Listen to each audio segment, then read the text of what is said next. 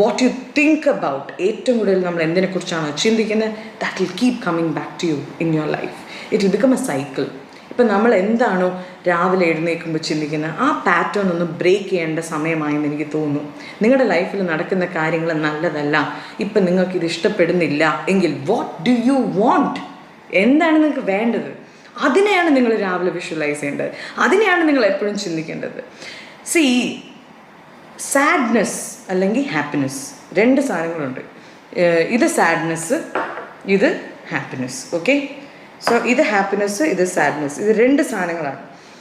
Sadness എന്ന് പറയുന്നത് it is nothing but കുറേ നെഗറ്റീവ് തോട്ട്സ് കൂടി കൂടി കൂടി കൂടി ഉണ്ടാകുന്ന ഒരു സാധനമാണ് സാഡ്നെസ്. ഇതപ്പോൾ എന്താണ്?